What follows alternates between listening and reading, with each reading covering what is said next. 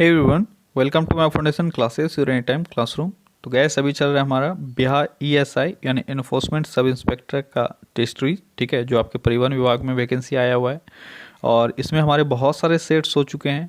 आपको शुरू से लेकर लास्ट तक सारे सेट्स लगाने हैं। अगर आपको टाइम बीत जाता है और आप भूल जाते हो तो फिर से एक बार लगाओ, क्योंकि सारे क्वेश्चंस बेहद इंपॉर्टेंट हैं। और अगर आप सेट्स लगाते रहते हो तो आपका क्वेश्चंस रिवाइज होते रहेगा, ठीक है। इसी सीरीज में आज हम लोग करने जा रहे हैं एक और सेट। और अगर आप चैनल पर नहीं हो तो चैनल को सब्सक्राइब कर लो और वीडियो को स्टार्ट करने से पहले एक लाइक कर दो यार। और जो भी आपके फ्रेंड्स हैं सबको बुला लो जल्दी से, ताकि हम लोग सब मिलके सेट शुरू कर सकें। तो चलिए स्टार्ट करते हैं आज का सेट। तो आज का हमारा पहला क्वेश्चन है, गुप्त युग किसके द्वारा और कब प्रारंभ हुआ। तो गुप्त युग की शुरुआत किसने की थी? श्रीगुप्त ने 275 AD में, ठीक है। अगला क्वेश्चन है, किस भारतीय तीरंदाज ने 21वीं एशियाई चैंपियनशिप की महिला व्यक्तिगत रिकॉर्ड स्पर्धा में स्वर्ण पदक अपने नाम किया?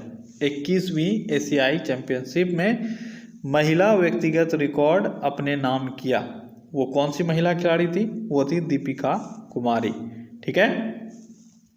अगला क्वेश्चन है, किस शिलालेख द्वारा हमें हर्षवर्धन द्वारा वल्लभी पर विजय प्राप्त होने की सूचना मिलती है?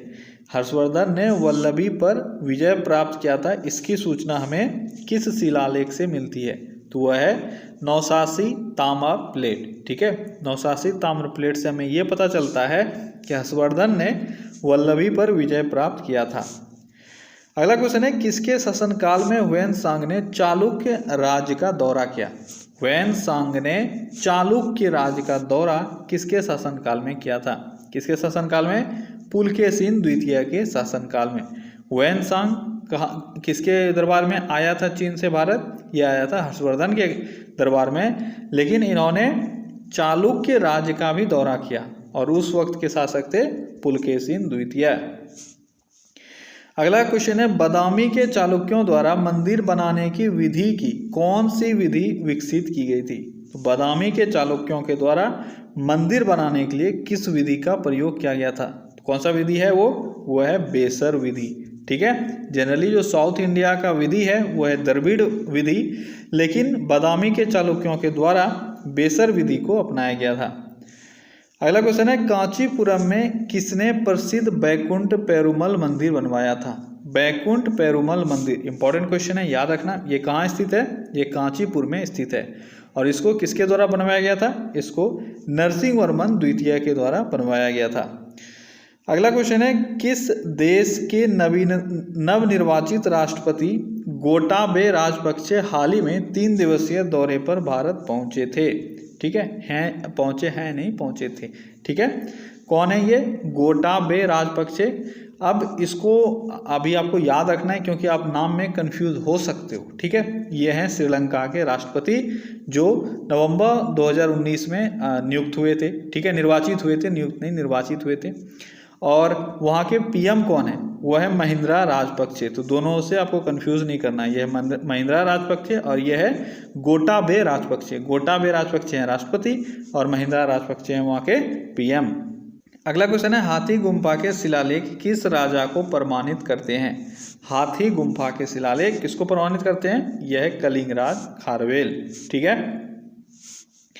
अगला क्वेश्चन है, सेन राजवंश का संस्थापक कौन था? सेन राजवंश का संस्थापक कौन था? यह था सामंत सेन। अगला क्वेश्चन है, ताकोलम की प्रसिद्ध लड़ाई में कौन सा चोल राजा राष्ट्रकूट राजा कृष्ण तृतीय से हारा था? तो ताकोलम का प्रसिद्ध लड़ाई किनके बीच हुआ था? तो चोल और राष्ट्रकूट के बीच में हुआ था। बहुत इंपॉर्टेंट क्वेश्चन है और ये 10वीं सदी का एक बहुत ही फेमस युद्ध हुआ, ठीक है, जो चोल और राष्ट्रकूट के बीच हुआ। तो आपको वही बताना है, इसमें विजयी कौन हुआ? राष्ट्रकूट राजा कृष्ण तृतीय, और हारा चोल। चोल का कौन सा राजा हारा? तो ये हारा परांतक वन, ठीक है। और इस लड़ाई में परांतक वन का बेटा, जिसका नाम था राजादित्य, ठीक है, राजादित्य, इसने चोल के सेना का सेना ने क्या बोलते हैं उसको, सेना का नेतृत्व किया था, ठीक है। और लास्ट में वो हार गया, जिसके कारण से परांतक वन की हार हुई और कृष्ण तृतीय की जीत हुई। अगला क्वेश्चन है, मोहम्मद गजनी का दरबारी कवि और शाहनामा का लेखक कौन था? तो 2 क्वेश्चन आपके एक क्वेश्चन में मर्ज किया हुआ है, ठीक है। शाहनामा का लेखक कौन है? यह है फिरदौसी, क्लियर है। और फिरदौसी किसका दरबारी कवि था? यह था मोहम्मद गजनी का दरबारी कवि। अगला क्वेश्चन है, इनमें से कौन सा सुल्तान चौगान खेलते समय मारा गया था, या चौगान खेलते हुए, चौगान या पोलो खेलते हुए इनकी मौत हुई थी? तो वो कौन सा राजा है? वो है कुतुबुद्दीन ऐबक। अगला क्वेश्चन है, चित्तौड़ में किसने प्रसिद्ध कीर्ति स्तंभ बनवाया? चित्तौड़ का कीर्ति स्तंभ का निर्माण किसने करवाया? किसने करवाया था? ये करवाया गया था राणा कुंभा के द्वारा। अगला क्वेश्चन है, मदुरै की सल्तनत का संस्थापक कौन था? मदुरै की सल्तनत का संस्थापक किसे माना जाता है? तो कौन था वो था जलालुद्दीन अहसान। कौन था? जलालुद्दीन अहसान, जिसने मदुरै की सल्तनत का स्थापना की थी। अगला क्वेश्चन है, बलबन का वास्तविक नाम क्या था? बलबन का वास्तविक नाम क्या था? तो बलबन का वास्तविक नाम था उलुग खां। क्या था? उलुग खां। अगला क्वेश्चन है, किस महान मुगल ने भारत में तंबाकू की पहचान कराई? तो कौन सा वो मुगल शासक था जिसने तंबाकू की पहचान कराई? वो कौन सा शासक था? वो था जहांगीर। ठीक है, आपने एक सीरियल आता था अकबर वाला, एक सीरियल आता था, क्या नाम था उसका? जोधा अकबर। ठीक है, उसमें आपने शायद देखा होगा, तो स्टोरी आपको पता होगा कि जहांगीर यानी ये जोधा का बेटा था, लेकिन ये अधिकतर टाइम जो इसने अपना बिताया बचपन का, वो अपनी बड़ी माँ के साथ बिताया। ठीक है, जिसका नाम था रुकैया बेगम। तो रुकैया बेगम नशा करती थी और जहांगीर को भी वह नशा देती थी। ठीक है, तो उस नशा का वो इतना ज़्यादा आदी हो गया कि वह तंबाकू जैसे पदार्थों का सेवन करने लगा, और यह तंबाकू कहीं बाहर से आया हुआ था। ठीक है, और जहांगीर के टाइम में ही तंबाकू बहुत फेमस हुआ था। तो इसलिए आपको याद रखना है वह कौन सा मुगल शासक था जिसके टाइम में तंबाकू बहुत अधिक फेमस हुआ या तंबाकू की पहचान उसने कराई? वो है जहांगीर। ठीक है, अगला क्वेश्चन है, जामोरीन कौन था? जल्दी से बताओ। देखो स्टोरी मैंने आपको इसका बताया हुआ है, जल्दी बताओ जामोरीन कौन था। अगर आपको याद है मेरा बताया हुआ स्टोरी तो जल्दी से बताओ जामोरीन कौन था। तो जामोरीन कौन था? यह था कालीकट का हिंदू शासक। अब कहाँ से रिलेटेड है ये? जब वास्को डिगामा भारत आया था, सबसे पहले वो कालीकट में आया, और कालीकट में उसका एक हिंदू राजा ने बहुत ही भव्य स्वागत किया। तो वो हिंदू राजा कौन था? वो था जामोरीन। ठीक है, अगला क्वेश्चन है, इनमें से कौन सा शिवाजी का धार्मिक गुरु था? तो शिवाजी के धार्मिक गुरु के रूप में कौन जाने जाते हैं? तो गुरु रामदास जाने जाते हैं शिवाजी के धार्मिक गुरु के रूप में। अगला क्वेश्चन है, शिवाजी के बाद इनमें से कौन गुरिल्ला युद्ध विद्या में एक बड़ा पथ प्रदर्शक माना जाता है? शिवाजी के बाद गुरिल्ला युद्ध विद्या को किसने फॉलो किया? ये था बाजीराव प्रथम। ठीक है, अगला क्वेश्चन है, कौन से गुरु को औरंगजेब ने फांसी दी थी? देखो मैंने बताया था कि औरंगजेब और जहांगीर इन दोनों ने दो गुरुओं को फांसी दिया था। उसके बारे में आपसे पूछा जाता है। तो जहांगीर ने किसको दिया था? अर्जुन देव को, और औरंगजेब ने किसको दिया था? गुरु तेग बहादुर को। ठीक है, दोनों में आपको कंफ्यूज नहीं करना है, आपको याद रखना है दोनों। अगला क्वेश्चन है, आलवार कौन थे? आलवार किस भगवान के उपासक को माना जाता था, या कौन थे वो? कौन थे आलवार? तो आलवार थे वैष्णव संत। ठीक है, नैनार और अलवार, ये दो टर्म आपको याद रखना है, नैनार और अलवार। नैनार कौन है? अगर कंफ्यूजन होता है तो याद रखो नयन। नयन यानी नेत्र, तो त्रिनेत्र के रूप में कौन जाने जाते हैं? ये जाने जाते हैं शिव जी। तो नैनार से याद रखना नयन, नयन से याद रखना शिव जी। तो नैनार शिव भक्त को माना जाता है, और अलवार वैष्णव भक्त को या वैष्णव संत को। अगला क्वेश्चन है, वास्को डिगामा ने भारत के किस पहले बंदरगाह का दौरा किया? आसान सा क्वेश्चन है, अभी अभी मैंने आपको बताया है कौन सा वो है कालीकट। ठीक है, जहाँ का राजा जामोरीन था। अगला क्वेश्चन है, कंबोडिया के किस शासक ने प्रसिद्ध अंकोर वाट बनवाया है? तो अंकोर वाट मंदिर है कंबोडिया में, ये मैंने पहले भी आपको बताया। अब आपको ये बताना है कि किसने अंकोर वाट का निर्माण किया है। तो कौन सा राजा है वो राजा है सूर्यवर्मन द्वितीय। ठीक है, अगला क्वेश्चन है, निजाम उल मुल्क। निजाम उल मुल्क का वास्तविक नाम क्या था? निजाम उल मुल्क का वास्तविक नाम क्या था? ये था चिनक्लीज खां। क्या था निजाम उल मुल्क का वास्तविक नाम? चिनक्लीज खां। अगला क्वेश्चन है, भारत में निम्नलिखित क्षेत्रों में से कौन एक क्षेत्र बचत में सर्वाधिक योगदान करता है? तो बचत के फील्ड में सबसे अधिक योगदान कौन करता है, कौन सा क्षेत्र है वो? बैंकिंग तथा वित्तीय क्षेत्र, निर्यात क्षेत्र, घरेलू क्षेत्र और निजी कॉरपोरेट क्षेत्र। तो ये है घरेलू क्षेत्र। ठीक है, सबसे भारत में अगर हम लोग देखें तो सबसे अधिक बचत का जो क्षेत्र है वो घरेलू क्षेत्र ही है। ठीक है, अगला क्वेश्चन है, यदि पूंजी स्टॉक अस्थाई है तो मूल्यह्रास डैश होगा। अगर पूंजी स्टॉक अस्थाई है तो मूल्यह्रास कैसा होगा? तो मूल्यह्रास शून्य होगा। ठीक है, देखो मूल्यह्रास तभी होगा अगर पूंजी स्टॉक वोलेटाइल है, अगर वह स्टेबल है तो मूल्यह्रास शून्य होगा। अगला क्वेश्चन है, भारतीय अर्थव्यवस्था के लिए वृद्धि की हिंदू दर पद किसने बनाया था? वृद्धि की हिंदू दर का पद किसके द्वारा दिया गया है? किसके द्वारा? राजकृष्णन के द्वारा दिया गया था ये दर, ये पद। क्या है नाम, क्या है टर्म का नाम? हिंदू वृद्धि दर। क्या है? हिंदू वृद्धि दर।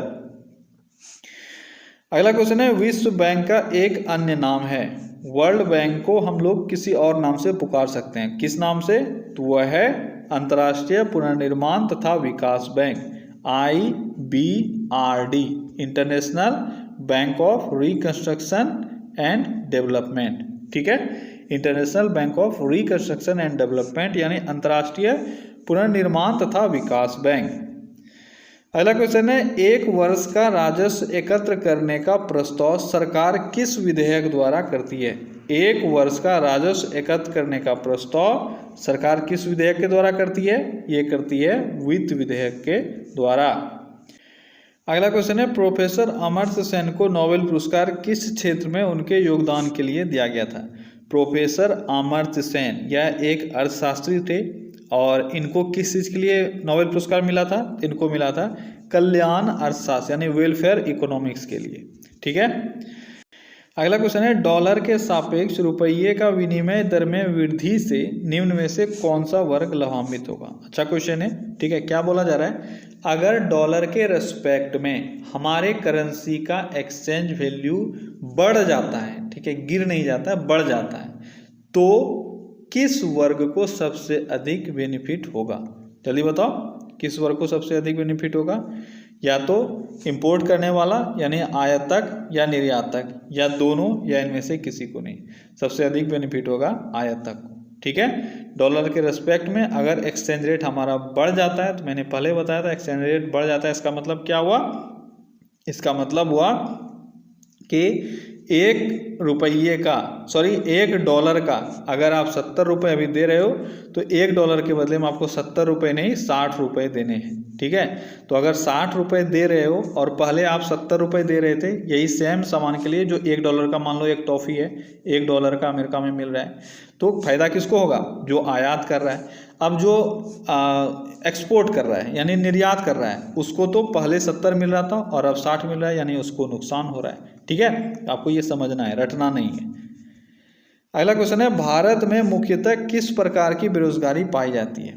भारत में जनरली जो बेरोजगारी है वह किस तरह की बेरोजगारी है? तो वह संरचनात्मक यानी स्ट्रक्चरल बेरोजगारी है। अगला क्वेश्चन है, मुद्रापूर्ति को कम करके मुद्रास्फीति को रोकने की प्रक्रिया क्या कहलाती है? जब भी मुद्रास्फीति होती है तो एक ये सबसे बड़ा जो स्टेप लिया जाता है वह है मुद्रा की पूर्ति को कम करना। ठीक है, तो इस स्टेप को किसके अंडर में यानी किस कैटेगरी के अंदर में रखा जाता है? तो इसको क्या कहा जाता है? जल्दी बताओ। इसको कहा जाता है विस्फीति या डिसइन्फ्लेशन। ठीक है, इसको कहा जाता है विस्फीति या डिसइन्फ्लेशन। अगला क्वेश्चन है, विश्व व्यापार संगठन के साथ समझौते के अनुसार भारतीय पेटेंट अधिनियम 1999 में संशोधित किया गया था। वह अधिनियम किस वर्ष लागू हुआ? यानी भारतीय पेटेंट अधिनियम में 1999 में एक संशोधन हुआ था, लेकिन आपको यहाँ पे बताना है कि भारतीय पेटेंट अधिनियम एक्चुअल में लागू कब हुआ था। कब हुआ था ये लागू हुआ था 1970 में, जिसमें संशोधन 1999 में किया गया। अगला क्वेश्चन है, भारत में ₹1 के नोट तथा सिक्के और छोटे सिक्के जारी किए जाते हैं किसके द्वारा? किसके द्वारा? ₹1 के नोट या सिक्के या इससे छोटे जितने भी सिक्के हैं वह कौन जारी करता है? तो कौन जारी करता है? वह भारतीय सरकार के द्वारा जारी किया जाता है, RBI के द्वारा नहीं। अगला क्वेश्चन है, किसी अर्थव्यवस्था में पूंजी निर्माण निर्भर करता है। किसी भी अर्थव्यवस्था में पूंजी निर्माण किस चीज पर निर्भर करता है? किसी भी अर्थव्यवस्था में पूंजी निर्माण कुल बचत पर निर्भर करता है। अगर बचत हो रहा है तो ही पूंजी का निर्माण होगा, नहीं तो पूंजी का निर्माण नहीं होगा। अगला क्वेश्चन है, वर्तमान समय में भारतीय संविधान के अंतर्गत संपत्ति का अधिकार एक कैसा अधिकार है? तो संपत्ति का अधिकार कैसा अधिकार है? यह एक वैधानिक अधिकार है, याद रखना, ठीक है। किस अनुच्छेद के तहत? तो अनुच्छेद 301 के तहत, ठीक है। अगला क्वेश्चन है, निम्नलिखित में से कौन सा मूल अधिकार विदेशी नागरिकों को प्राप्त नहीं है? तो एक मूल अधिकार जो विदेशी नागरिकों को प्राप्त नहीं है वह कौन सा है? विधि के समक्ष समानता का अधिकार, अभिव्यक्ति स्वतंत्रता का अधिकार, प्राण एवं दैहिक स्वतंत्रता, शोषण के विरुद्ध अधिकार। तो क्लियर है, अभिव्यक्ति का अधिकार उनको नहीं है, ठीक है। अभिव्यक्ति की स्वतंत्रता विदेशी नागरिकों को नहीं है, और रेस्ट तीनों जो आपको ऑप्शन में है ये है। अगला क्वेश्चन है, लोकसभा अध्यक्ष को उसके कार्यकाल की समाप्ति के पूर्व पद से हटाया जा सकता है। कोई भी लोकसभा अध्यक्ष है, उनके कार्यकाल के समाप्ति से पहले उनको किस तरह से हटा सकते हैं? तो उनको एक अविश्वास प्रस्ताव पारित करके हटा सकते हैं। कहाँ? तो लोकसभा में। यदि लोकसभा इस आशय का प्रस्ताव पारित कर दे कि हम लोगों को लोकसभा का जो अध्यक्ष है उसको हटाना है, तो वो हट जाएंगे। अगला क्वेश्चन है, केंद्रीय कर्मचारियों के वेतन पुनरीक्षण हेतु सिफारिश देने के लिए छठे वेतन आयोग के अध्यक्ष कौन थे? तो छठा वेतन आयोग और सातवां वेतन आयोग अभी भी आपसे पूछा जाता है। तो छठा वेतन आयोग का अध्यक्ष कौन था? तो ये था BN कृष्णा। और सातवें वेतन आयोग के अध्यक्ष कौन थे? ये थे अशोक माथुर, ठीक है। सातवें वेतन आयोग के अध्यक्ष थे अशोक माथुर। अगला क्वेश्चन है, निम्नलिखित में से कौन सा राज्य का सबसे महत्वपूर्ण तत्व है? किसी भी राज्य का सबसे महत्वपूर्ण तत्व क्या है? इन चारों ऑप्शन में से क्या है? वह है संप्रभुता या सॉवरेनिटी। अगला क्वेश्चन है, संविधान के प्रथम अनुच्छेद के अनुसार भारत है, तो हमारे संविधान के प्रथम अनुच्छेद में क्या लिखा हुआ है? क्या भारत क्या है? भारत एक राज्यों का यूनियन या राज्यों का संघ है, ठीक है। इसको समूह से कंफ्यूज मत करना, जो लिखा हुआ है आपको वही बताना है। अगला क्वेश्चन है, भारत में पहली बार लोक सेवा आयोग की स्थापना जिस अधिनियम से हुई वह कौन सा था? तो पहली लोक सेवा आयोग की स्थापना किस अधिनियम के तहत हुई थी? ये हुई थी गवर्नमेंट ऑफ इंडिया एक्ट 1919 के तहत। गवर्नमेंट ऑफ इंडिया एक्ट 1919 के तहत भारत में पहला लोक सेवा आयोग का स्थापना हुआ था। अगला क्वेश्चन है, दमन और दीव, ठीक है, दमन और दीव तथा दादर और नागर हवेली के एकीकरण के पश्चात भारत में कुल कितने केंद्र शासित प्रदेश हो जाएंगे? जल्दी बताओ, कितने केंद्र शासित प्रदेश हो जाएंगे? तो ये टोटल 8। अभी आपको पता है कि टोटल 9 केंद्र शासित प्रदेश हो गया, ठीक है। जम्मू कश्मीर में 370 हटने के बाद जम्मू कश्मीर का राज्य का दर्जा खत्म हो गया, तो वह बन गया केंद्र शासित प्रदेश, ठीक है। तो 2 केंद्र शासित प्रदेश वहाँ से आपका जम्मू कश्मीर और लद्दाख आया था, ठीक है। तो टोटल मिलाकर हो गया था 9, 7 पहले से थे, 2 9 हो गया था। लेकिन अब इसलिए मैं बोलता हूँ करंट अफेयर से अपडेटेड रहो, ठीक है। तो अब नवंबर में ऐसा न्यूज़ आया था कि दमन दीव और दादर और नागर हवेली को एक कर दिया जाएगा, एकीकृत कर दिया जाएगा। इस पर बिल भी पास हो चुका है, ठीक है। तो ये जब एकीकृत हो जाएगा तो इसके बाद टोटल जो केंद्र शासित प्रदेश बचेंगे वो हो जाएंगे 8, ठीक है। अगला क्वेश्चन है, भारतीय संविधान का कौन सा भाग संविधान की कुंजी कहलाता है? संविधान की कुंजी कौन सा भाग कहलाता है? इसमें बहुत सारे बच्चे गलत आंसर मारते हैं, ठीक है। वो संवैधानिक उपचार का अधिकार नहीं होगा, ये होगा उद्देशिका या प्रस्तावना या प्रियम्बल, ठीक है। इसको संविधान की कुंजी कही जाती है, और संवैधानिक उपचार का जो अधिकार है उसको आत्मा कहा जाता है, ठीक है।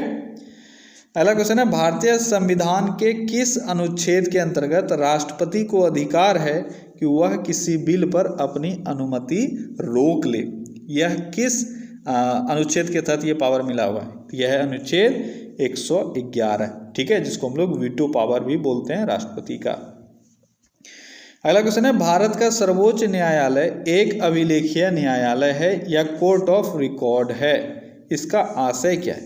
भारतीय जो सर्वोच्च न्यायालय सुप्रीम कोर्ट है वह एक अभिलेखीय न्यायालय है। इसका मतलब क्या है? जल्दी से सारे ऑप्शंस को पढ़ो और आंसर करो,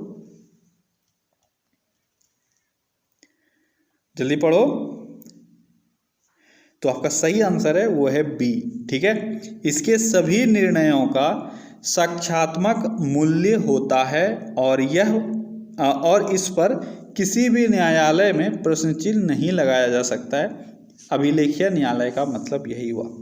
अभिलेखीय न्यायालय का मतलब ये होता है कि सुप्रीम कोर्ट जो भी आदेश देगी, ठीक है, वह एक तरह का कानून बन जाता है और उसका एक रिकॉर्ड रखा जाता है। फर्दर जो भी निचले जो भी कोर्ट्स हैं, ठीक है, वो सभी उसको साक्ष्य मानकर आदेश जारी कर सकती है इन फ्यूचर। ठीक है, तो सुप्रीम कोर्ट पर कोई सवाल नहीं उठाएगा, वह एक अभिलेख बन जाता है उसका हर एक न्याय। क्लियर है? इसका मतलब आपका यही हुआ। अगला क्वेश्चन है, हम न्यायिक पुनरावलोकन यानी जुडिशियल रिव्यू की व्यवस्था रखते हैं कहाँ, किस देश में? वही आपको यहाँ पे दिया हुआ है। कौन सा देश है जहाँ पे जुडिशियल रिव्यू का व्यवस्था है? कौन सा देश है वो देश है भारत और यूएसए दोनों में। ठीक है, अगला क्वेश्चन है, सरकारियता आयोग गठित किया गया। सरकारिया आयोग है ये, ठीक है, थोड़ा सा टाइपिंग एरर है। सरकारिया आयोग गठित हुआ था समीक्षा करने के लिए। किस चीज़ की समीक्षा करने के लिए सरकारिया आयोग का गठन हुआ था? सरकारिया आयोग का गठन संघ और राज्यों के मध्य संबंधों को देखने के लिए या उसकी समीक्षा करने के लिए गठित किया गया था।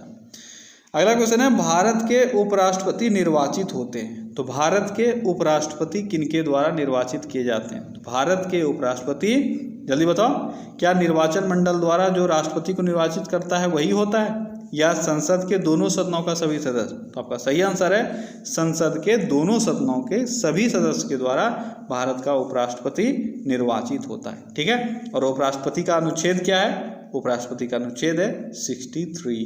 ठीक है, ये भी याद रखना। और राष्ट्रपति का 52 और प्राइम मिनिस्टर का 74। ठीक है, 2, 3, 4 कुछ अगर आइडिया लगा सकते हो लगा के याद रखो। ठीक है, अगला क्वेश्चन है, निम्नलिखित में से क्या नियत लागत नहीं है? तो 4 ऑप्शंस में से जल्दी से बताओ नियत लागत कौन सा नहीं है। तो कौन सा नहीं है? देखो, पहला है प्रशासनिक स्टाफ का वेतन, ठीक है, फैक्ट्री भवन का किराया, संपत्ति कर और विद्युत प्रभार। देखो, जो भी वेतन है वो तो नियत रहे यानी फिक्स्ड है, ठीक है, किराया भी फिक्स्ड होता है, संपत्ति पर आपके पास जितना संपत्ति है उस पर टैक्स भी फिक्स है, ठीक है, लेकिन विद्युत प्रभार ये फिक्स नहीं होता है, ये जिस तरह से आपका यूज होगा उस हिसाब से आपका ये बढ़ता घटता रहेगा। ठीक है, तो आपका सही आंसर क्या हो जाएगा? डी। अगला क्वेश्चन है, निम्नलिखित में से क्या अर्थशास्त्र में आर्थिक कार्यकलाप नहीं है? यानी एक ऐसा कार्यकलाप, एक ऐसा काम जो सोर्स ऑफ इनकम हम नहीं बोल सकते हैं, जिसको हम लोग सोर्स ऑफ इनकम नहीं बोल सकते हैं। क्या है वो?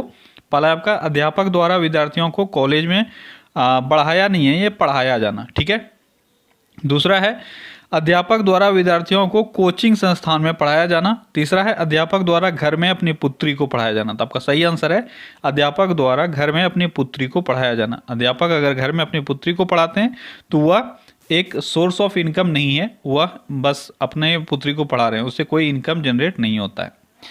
अगला क्वेश्चन है, शून्यकाल किसका विवेकाधिकार होता है? शून्यकाल किसका विवेकाधिकार होता है? तो ये होता है स्पीकर का। गलती से भी इसमें राष्ट्रपति आप नहीं मारना।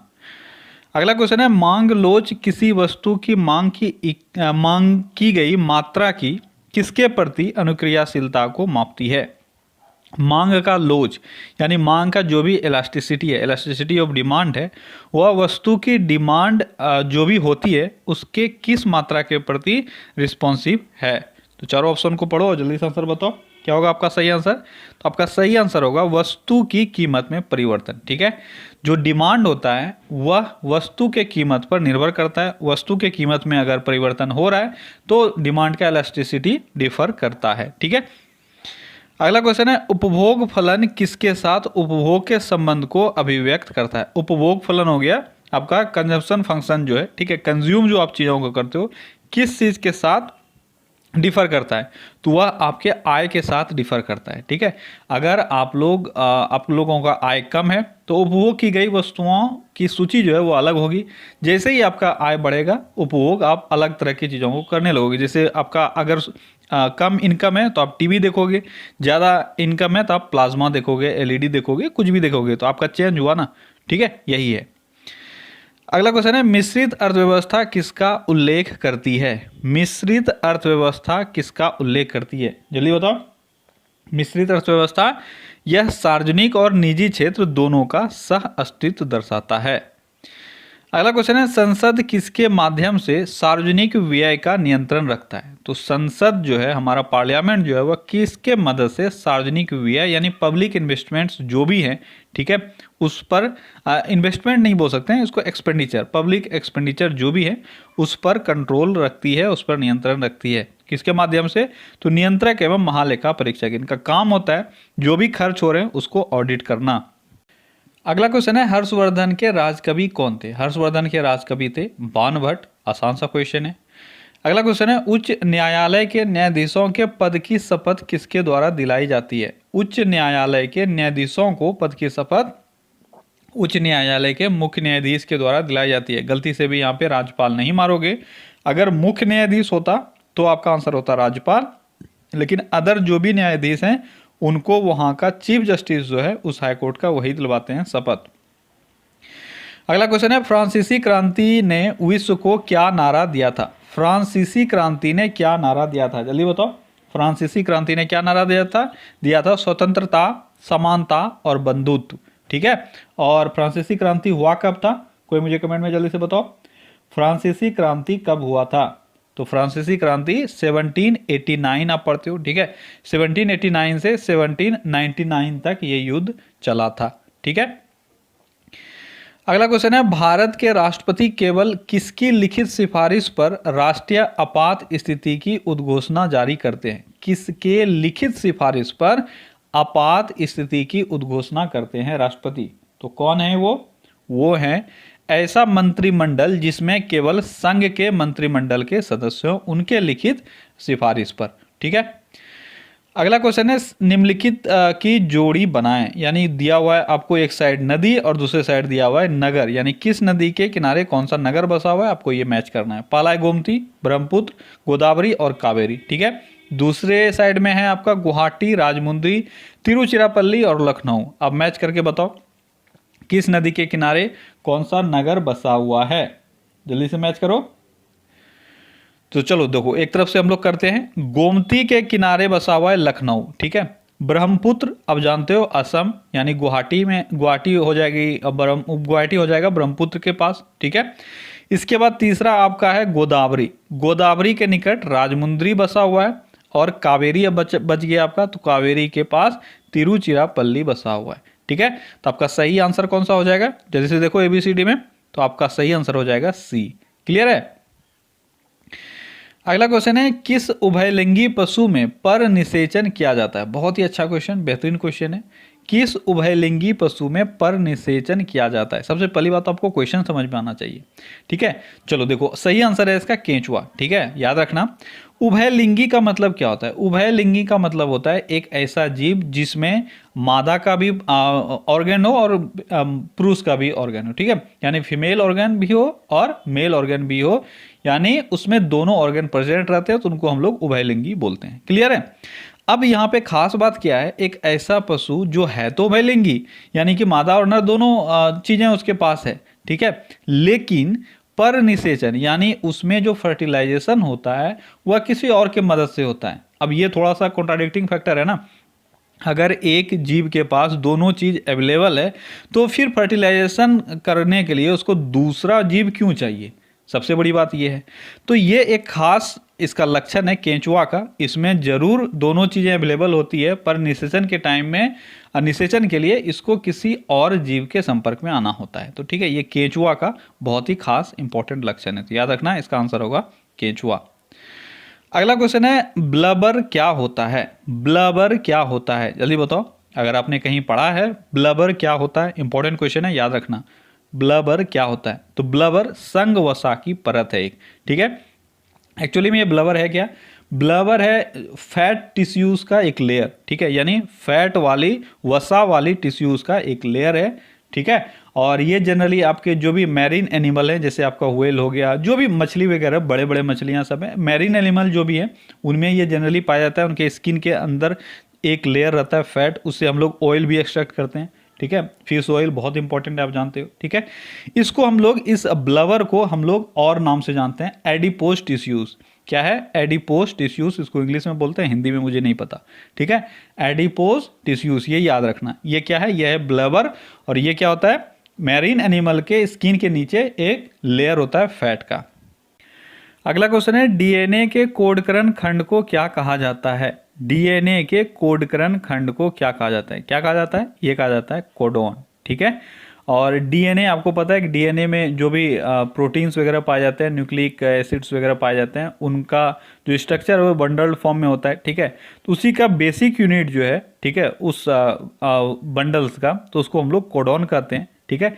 इसको आप लोग दूसरे नाम से भी पढ़ोगे कहीं, ठीक है, ट्राई न्यूक्लियोटाइड। उसके जो बंडल्स बने होते हैं उसका जो कोड क्या होता है वो ट्राई न्यूक्लियोटाइड का होता है, उसी को हम लोग कोडोन कहते हैं, ठीक है। अगला क्वेश्चन है, वसा में घुलनशील विटामिन कौन से हैं? वसा में घुलनशील विटामिन, तो आप सभी को पता होगा कि बी और सी छोड़कर जो भी विटामिन है वो सभी वसा में घुलनशील है, और बी और सी वाटर में घुलनशील है, ठीक है।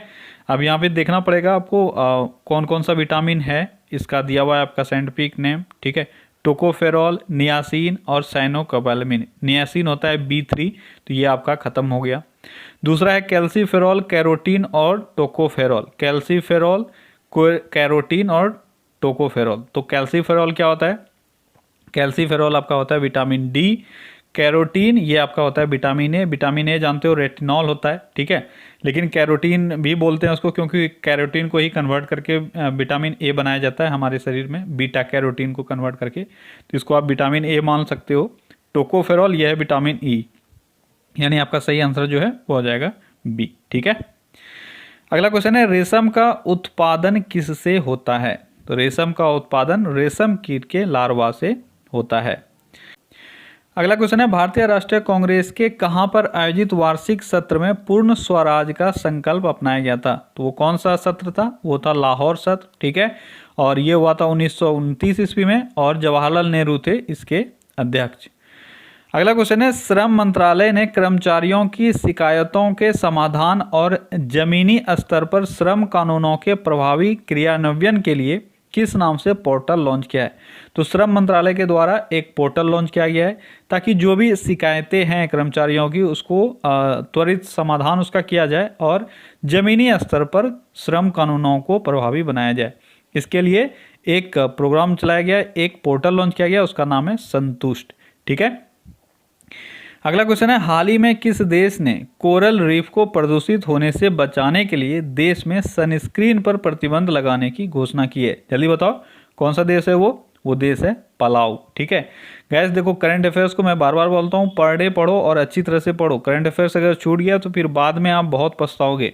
अगला क्वेश्चन है, निम्नलिखित में से कौन सी जोड़ी गलत है? यानी कौन सा गलत जोड़ा बनाया हुआ है ये आपको देखना है और फिर उसको निकालना है बाहर। बाबर बनाम संग्राम सिंह, शेरशाह बनाम हुमायूं, चंगेज खां बनाम अलाउद्दीन खिलजी और अकबर बनाम हेमू। यहाँ पे आपको दिख रहा है कि किसका लड़ाई किसके साथ हुआ है।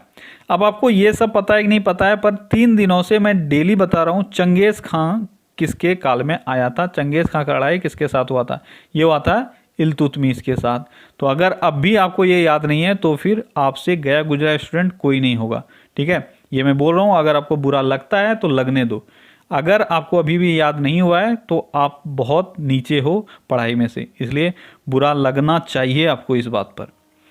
अगला क्वेश्चन है, पर्वतों के उन प्राकृतिक अंतरालों को क्या कहा जाता है जो मार्ग बन जाते हैं? क्या बोला जा रहा है कि पर्वतों के उन प्राकृतिक अंतरालों को, यानी 2 पर्वत है, बीच में जो जगह बच जाता है, ठीक है, बाद में वो रास्ता बन जाता है, तो उसको हम लोग दर्रा बोलते हैं, यानी पास बोलते हैं, ठीक है।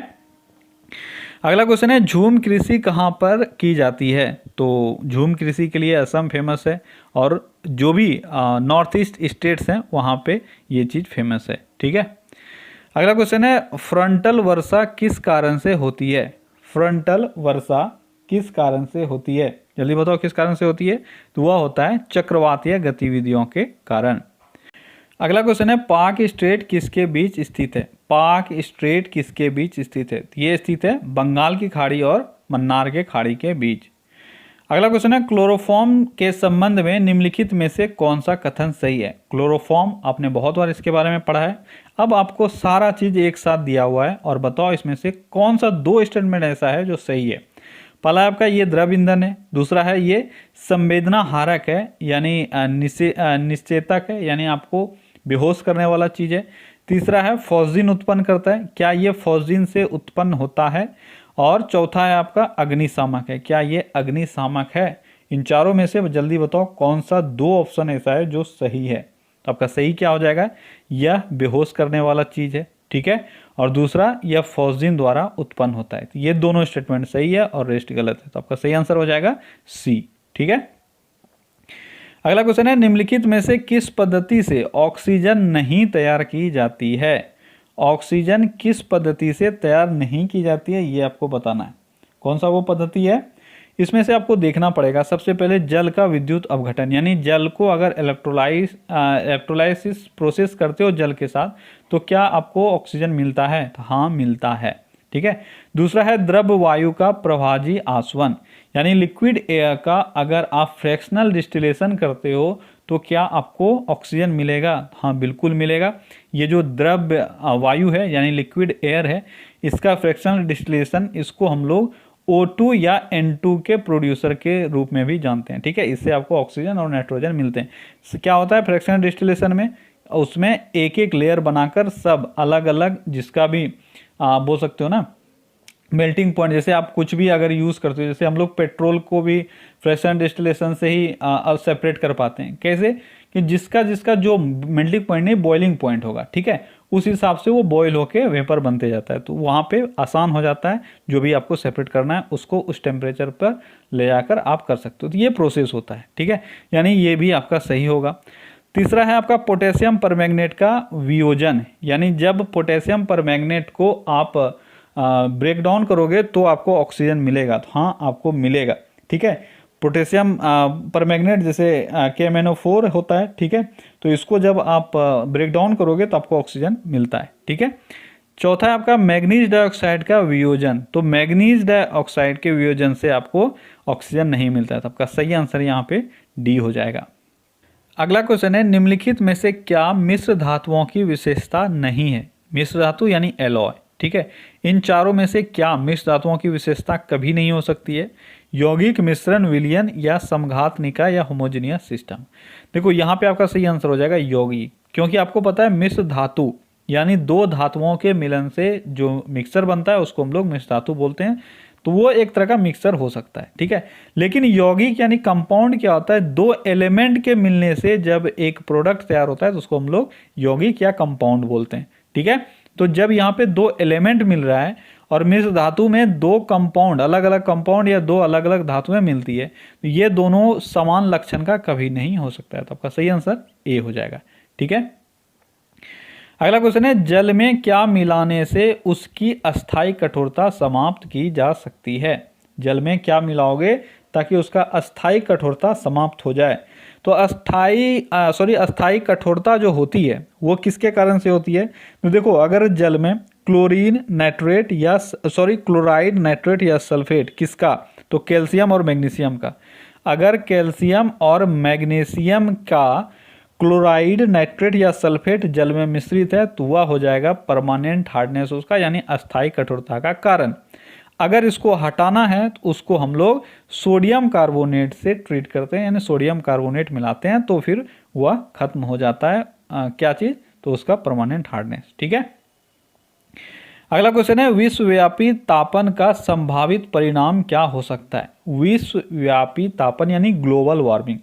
तो ग्लोबल वार्मिंग का क्या एक संभावना हो सकती है आगे चल के? समुद्र के स्तर में वृद्धि हो सकती है, बिल्कुल हो सकती है। फसल के स्वरूप में परिवर्तन बिल्कुल हो सकता है, अगर गर्मी बहुत तेज हो जाएगा पूरे वर्ल्ड के लेवल पे और ग्लोबल वार्मिंग आपको पता है कि बढ़ते जा रहा है, तो इसके कारण से फसल के स्वरूप में भी परिवर्तन आएगा। तट रेखा में परिवर्तन, पानी बढ़ जाएगा, समुद्र में, नदी में, हर जगह पानी बढ़ जाएगा, जिसके कारण से क्या होगा, तट रेखा में भी परिवर्तन आएगा।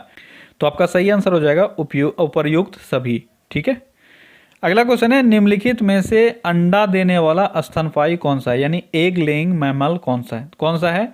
यहाँ पे देखो दो नामों में आपको कंफ्यूजन हो सकता है, ठीक है, हिंदी में है कंफ्यूजन हो ही जाता है।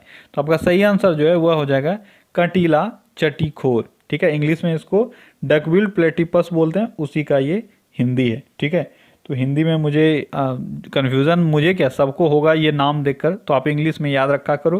कन्फ्यूज़न जहाँ हो आप इंग्लिश में चेंज करके देख लिया करो लैंग्वेज। ठीक है, अगला क्वेश्चन है, ट्रांसफार्मर किससे काम करता है, ट्रांसफार्मर किससे काम करता है, यानी आप जानते हो एसी और डीसी, यही क्वेश्चन में पूछा जा रहा है, एसी में ट्रांसफार्मर काम करता है या डीसी में काम करता है। तो किस में ट्रांसफार्मर काम करता है, ट्रांसफार्मर केवल एसी में काम करता है, यानी प्रत्यावर्ती धारा में काम करता है। अगला क्वेश्चन है, निम्नलिखित में से कौन सा खिलाड़ी एक ओवर में 6 छक्के मारने वाला विश्व का 7वां बल्लेबाज बना। तो विश्व का 7वां बल्लेबाज कौन बना एक ओवर में 6 छक्का मारने वाला, तो वो कौन है, वो है लियो कार्टर। ठीक है, अगला क्वेश्चन है, प्रत्यक्ष संपर्क के बिना दूर से किसी वस्तु के बारे में सूचना एकत्र करने की तकनीक को क्या कहा जाता है। बहुत ही अच्छा क्वेश्चन है, जल्दी बताओ। बिना संपर्क किए दूर से किसी वस्तु के बारे में सूचना एकत्र करने की तकनीक को क्या कहते हैं। यहाँ पे दो ऑप्शन है जो आपको कंफ्यूज कर सकता है, एक है सुदूर संवेदन और एक है सुदूर अभिगमन। दो तो आपका ऐसा ऑप्शन है बी और डी, तो ये होगा नहीं। ठीक है, इस दोनों में बताओ कौन सा होगा। देखो, सुदूर संवेदन हो गया रिमोट सेंसिंग और सुदूर अभिगमन हो गया रिमोट एक्सेसिंग। तो आपका सही आंसर जो है वो हो जाएगा रिमोट सेंसिंग।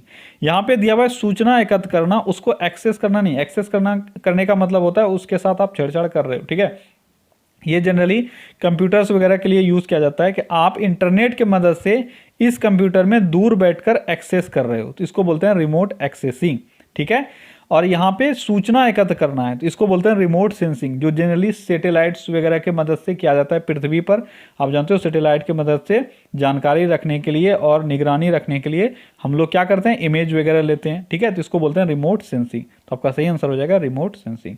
क्लियर है, अगला क्वेश्चन है, ईएनटी डॉक्टरों द्वारा प्रयोग किए जाने वाला हेड मिरर किस प्रकार का होता है। ईएनटी डॉक्टर आपका जो कान नाक का डॉक्टर होता है। ठीक है, ईएनटी क्या हो गया, ईयर नोज और थ्रोट। तो इस डॉक्टर के पास जो हेड मिरर होता है वह किस तरह का होता है, जल्दी बताओ किस तरह का होता है। तो ये होता है आपका अवतल। ठीक है, ताकि जो अंदर वाला छोटा सा एक पार्ट है उसको हम लोग बड़े रूप में देख पाएं। अगला क्वेश्चन है, डैश उच्च गति का एक ऐसा नेटवर्क है जो किसी शहर या नगर में स्थानीय नेटवर्कों को जोड़ता है। तो शहर या नगर जहाँ पे भी आए आपका आंसर हो जाएगा मैन। ठीक है, मैन, वैन, लैन जानते हो local area network, metropolitan area network, और वैन होता है वाइड एरिया नेटवर्क, टेन होता है टेनी एरिया नेटवर्क। तो यहाँ पे आपका आंसर हो जाएगा पूरे शहर को जोड़ना है तो आप मैन यूज़ करोगे। छोटे से बिल्डिंग में से या किसी एक सोसाइटी में अगर करना है तो आपका लैन यूज़ करते हो। पूरे दुनिया में यूज़ करना है तो वैन यूज़ करते हो। ठीक है, और टेन क्या हो गया, ये छोटा सा आप बोल सकते हो एक कंपाउंड है। ठीक है, बहुत सारे, मान लो जब यूनिवर्सिटीज़ वगैरह में होते हैं तो वहाँ पे हम लोग टेन वगैरह यूज़ कर सकते हैं। ठीक है, अगला क्वेश्चन है, पीडीए का पूर्ण रूप क्या होता है। पीडीए का फुल फॉर्म क्या होता है, क्या होता है पीडीए का फुल फॉर्म, ये होता है पर्सनल डिजिटल असिस्टेंस। क्या होता है, पर्सनल डिजिटल असिस्टेंस। अगला क्वेश्चन है, भारत रत्न का डिजाइन किस वृक्ष के पत्ते की तरह बनाया गया है। भारत रत्न का डिजाइन, भारत रत्न आपने देखा होगा किस तरह के उसमें पत्ते बने होते हैं, जल्दी बताओ कौन सा पत्ता होता है, ये होता है पीपल के वृक्ष का पत्ता। अगला क्वेश्चन है, वर्ष 2011 की जनगणना के अंतिम परिणाम के अनुसार निम्नलिखित में से किस राज्य में बाल लिंग अनुपात सबसे कम है। तो बाल लिंग अनुपात सबसे कम 2011 की जनगणना के अनुसार कहाँ था, वो था हरियाणा में। और सबसे अधिक कहाँ था, ये था अरुणाचल प्रदेश में। ठीक है, सबसे अधिक जो था वह कितना था, वह था शायद जहाँ तक मुझे याद है 972। ठीक है, ये था सबसे अधिक। और हरियाणा में सबसे कम बाल लिंगानुपात था, ये था 834। ठीक है, अगला क्वेश्चन है, आरबीआई ने हाल ही में किस नाम से एक मोबाइल ऐप जारी किया है जिसकी मदद से दृष्टि बाधित लोग भी करेंसी नोट का मूल्य जान सकेंगे। तो उस ऐप का नाम है मनी ऐप। अगला क्वेश्चन है, निम्नलिखित में से कौन सा वस्तुतः गार्डन नहीं है? यानी आपका नाम गार्डन है लेकिन वो गार्डन है नहीं। Hanging garden, Eden garden, Vrindavan gardens और खुसरो गार्डन्स। तो इसमें से कौन सा एक गार्डन नहीं है? तो ईडन गार्डन ये एक कोलकाता स्थित एक प्लेग्राउंड है, ठीक है, क्रिकेट का, ठीक है, और यह एक गार्डन नहीं है। अगला क्वेश्चन है, the Audacity of hope. The Audacity of hope book किसने लिखा है? तो ये लिखा गया है बराक ओबामा के द्वारा। अगला क्वेश्चन है, इसरो किसका संक्षिप्त रूप है? यानी इसरो का फुल फॉर्म आपको बताना है। इसरो का फुल फॉर्म क्या होता है? ये होता है इंडियन स्पेस रिसर्च ऑर्गेनाइजेशन। अगला क्वेश्चन है, मनुष्य किसके द्वारा जीव मंडल में पारिस्थितिक संतुलन बनाए रख सकता है? तो ऑप्शन थोड़ा सा लेंदी है, जल्दी जल्दी पढ़ो क्या है। पहला ऑप्शन है वनोन्मूलन, दूसरा है संवर्धित पौधों की नई किस्में और पालतू पशु की नई नस्लें विकसित करना, तीसरा है कीटनाशी और पीड़कनाशी का प्रयोग, और चौथा है जीवों की सापेक्ष संख्या में सूक्ष्म संतुलन को समझना। तो आपका सही आंसर क्या होगा? आपका सही आंसर हो जाएगा डी, ठीक है। अगर मनुष्य जीवों की सापेक्ष संख्या और उसके सूक्ष्म संतुलन को समझ ले तो यह पारिस्थितिक संतुलन बनाए रख पाएगा। अगला क्वेश्चन है, धूम कोहरा किसके संयोजन से बनता है? धूम कोहरा यानी स्मॉग किसके संयोजन से बनता है? यह बनता है धुआं और कोहरे के संयोजन से। अगला क्वेश्चन है, निम्नलिखित में से किस फिल्म को 92वें ऑस्कर अवार्ड्स के नामांकन चुने जाने के लिए बेस्ट पिक्चर फिल्म की श्रेणी में शामिल किया गया है? यानी किस फिल्म को बेस्ट फीचर फिल्म के नॉमिनेशन में शामिल किया गया है? इसमें से इन चारों में से ये आपका द लास्ट कलर, ठीक है। अगला क्वेश्चन है, कौन सा राज्य बावड़ियों के लिए प्रसिद्ध है? बावड़ियों के लिए कौन सा राज्य प्रसिद्ध है? तो क्वेश्चन का आंसर तो आप बाद में करोगे, सबसे पहले आपको क्वेश्चन तो समझ में आना चाहिए। तो क्वेश्चन समझो, ये बावड़ी है क्या? ये बावड़ी कहते हैं स्टेप वेल्स को। किसको कहते हैं? स्टेप वेल्स इसका इंग्लिश में होता है। हिंदी में समझो आप क्या होता है, कुएं में आप देखोगे बहुत जगह आपको मिलेगा जहाँ पे सीढ़ी बनाया हुआ होता है उतरने के लिए नीचे, ठीक है। इसी को बोलते हैं इंग्लिश में स्टेप वेल्स, ठीक है। क्या बोलते हैं? स्टेप वेल्स, यानी वैसा कुआं जिसमें स्टेप्स बना हुआ है, ठीक है, इसी को बोलते हैं बावड़ी। तो अब आपको समझ में आया। अब बताओ किस राज्य में बावड़ियों की संख्या सबसे अधिक है या बावड़ियों के लिए वो प्रसिद्ध है? तो वह राज्य भारत में गुजरात, ठीक है। अगला क्वेश्चन है, पहला भारतीय उत्तर ध्रुव अभियान किस वर्ष में आरंभ किया गया था? तो पहला आर्कटिक अभियान किस वर्ष चलाया गया था भारत के द्वारा? यह 2007 में, ठीक है। आर्कटिक का अगर बात करें तो 2007 में ये अभियान चालू हुआ और 2008 में भारत ने अपना पहला जो केंद्र है वो स्थापित किया हिमाद्री के नाम से। याद रखना, ये मैं आर्कटिक का बता रहा हूँ यानी नॉर्थ पोल का बता रहा हूँ, ठीक है। और अगर साउथ पोल का बात करें यानी अंटार्कटिका का बात करें तो इसका अभियान जो पहली बार चलाया गया था वो था 1981, ठीक है। और फिर आगे चल के 1983 ईस्वी में पहला जो केंद्र है अपना वो स्थापित किया गया जिसका नाम था दक्षिणी गंगोत्री। और फिर जाके 83 में ये किया गया, 89 में दूसरा केंद्र स्थापित किया गया जिसका नाम था मैत्री। तो आपने अभी 3 नाम पढ़ा, क्या क्या नाम पढ़ा? सबसे पहला नाम हिमाद्री आपने पढ़ा, फिर दक्षिण गंगोत्री पढ़ा और फिर मैत्री पढ़ा। तो हिमाद्री आपका नॉर्थ पोल पे है, दक्षिण गंगोत्री और मैत्री ये साउथ पोल पे है, ठीक है। ये बहुत ही अच्छे से आप याद रखना।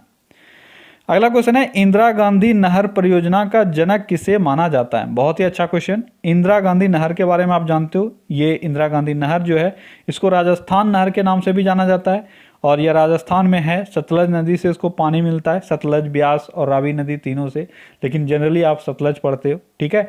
अब आपको ये बताना है कि इसका जनक किसको माना जाता है, यानी किसने इसको डिजाइन किया था, किसने इसको दिया। तो कौन है वो है कंवर सेन। कौन है? कंवर सेन। इंदिरा गांधी नहर परियोजना के जनक के रूप में कंवर सेन को जाना जाता है, ठीक है। और आज के सेट का आपका लास्ट क्वेश्चन है, निम्नलिखित में से किस राज्य में संगाई उत्सव मनाया जाता है? संगाई उत्सव नीचे से थोड़ा सा कट गया है लेकिन आप लोग पढ़ लोगे इसको, ठीक है। संगाई उत्सव कहाँ मनाया जाता है? नागालैंड, मणिपुर, अरुणाचल प्रदेश और असम। इसमें से किस राज्य में संगाई उत्सव मनाया जाता है? तो ये मनाया जाता है मणिपुर में, ठीक है। तो क्या गाइस, तो ये था आज का आपको टॉप 100 क्वेश्चंस। आई होप कि आपको आज का भी सेट पर डे की तरह अच्छा लगा होगा, और अगर अच्छा लगा तो यार लाइक कर दो। बार बार मुझे बोलना क्यों पड़ता है? फिर ये काम तो आपका है, मैं नहीं भी बोलूँगा फिर भी आप करोगे, मैं बोलूँगा नहीं करना होगा तो फिर भी नहीं करोगे, ठीक है। कोई इश्यू नहीं है यार, आप लोग पढ़ो मन लगा के, ये सब करना है तो आपका मर्जी, नहीं करना है तो भी आपका मर्जी, लेकिन पढ़ो मन लगा के, आपको सिलेक्शन हर हालत में लेना है। ठीक है, चलिए कल फिर से मिलते हैं अगले सेशन में। Till then take care, bye bye.